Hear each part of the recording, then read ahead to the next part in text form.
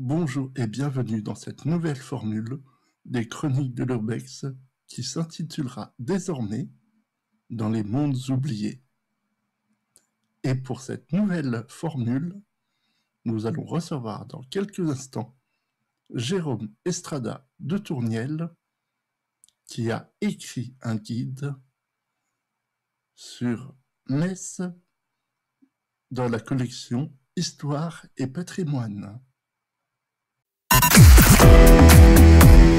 Dans les couloirs des mondes oubliés.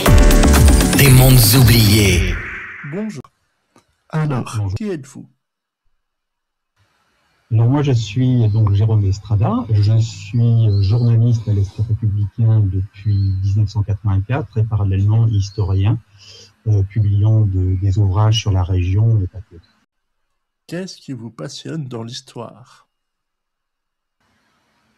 Ce qui me passionne dans l'histoire, c'est qu'on peut difficilement comprendre le présent sans faire des plongées dans le passé. Et quand je dis difficile de pas comprendre le présent, c'est aussi bien au niveau de tout ce qui peut se dérouler que au niveau architectural et patrimoine. On le voit bien notamment à Metz. Depuis combien de temps êtes-vous passionné par l'histoire? Oh, ça fait depuis, je dirais depuis mon enfance et parallèlement à des études de droit et de journalisme, j'ai passé un doctorat d'histoire à l'université de Metz. Alors, vous avez écrit des guides patrimoine et histoire, dont le dernier est sur Metz. Comment vous est venue l'idée? Alors, pour être tout à fait honnête avec vous, ce n'est pas moi qui ai eu l'idée, c'est les éditions Sutton qui ont lancé cette collection Histoire et patrimoine et destinée à couvrir les grandes villes de France.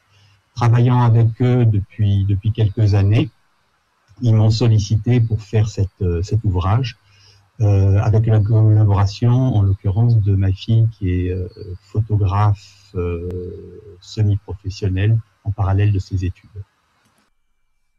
Que peut-on trouver dedans?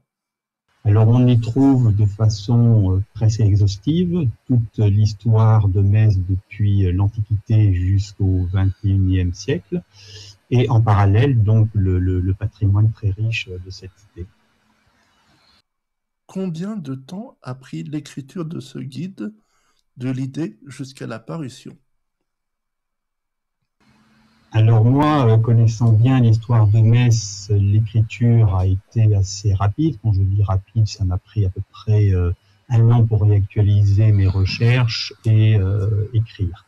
En parallèle avec ma fille, donc, nous sommes venus régulièrement à Metz. Elle est étudiante entre Bordeaux et Paris, sur une durée à peu près d'une bonne année, essayant de mélanger les différentes saisons.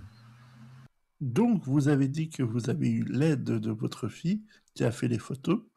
Quelles photos a-t-elle faites? Alors actuellement, elle est étudiante, mais elle détient un compte Instagram Bon Voyage Cléo qui a à peu près 49 000 abonnés. Et elle écume la France, Paris et même l'Europe pour faire des photos. Concernant l'ouvrage de Metz, elle a fait à peu près 70% des photos et moi 30%. Et au niveau du texte, c'est à peu près l'inverse, elle a fait 30% du texte et moi 70% de celui-ci. C'est très difficile de vous dire quelle photo elle a fait plus particulièrement, puisque en général on y allait ensemble et sur les quelques 200 photos qu'elle a dans le volume, il y en a d'elle et il y en a de moi en alternance.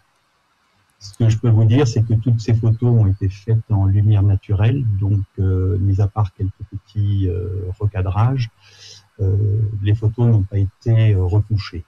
On y allait, par exemple, dès 4-5 heures du matin pour avoir des levées du soleil, jusqu'aux des périodes nocturnes pour avoir également des clichés plus originaux. Où peut-on trouver ce guide? Alors le guide, vous le trouvez dans les dépositaires du Républicain Lorrain et également sur la boutique du journal. Vous pouvez le commander.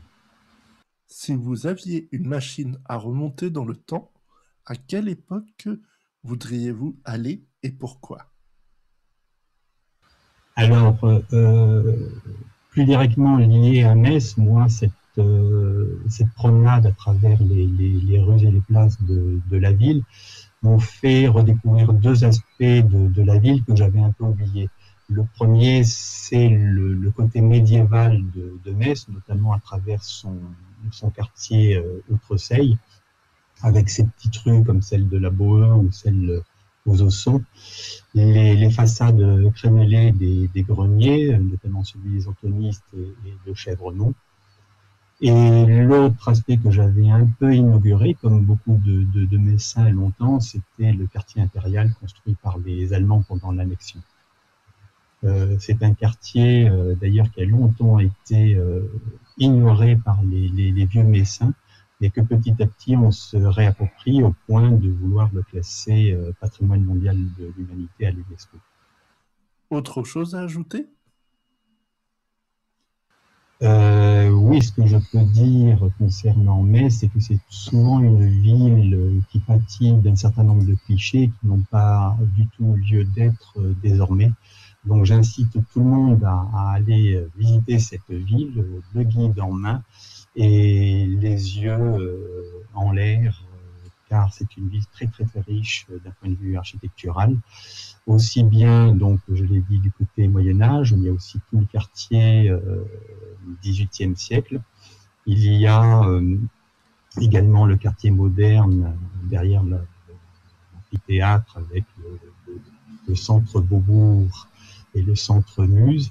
Et il y a également le côté très naturaliste de la ville de Metz, avec ses fabuleuses promenades le long de la Seille jusqu'au plan 2. Eh bien, merci. Merci à vous.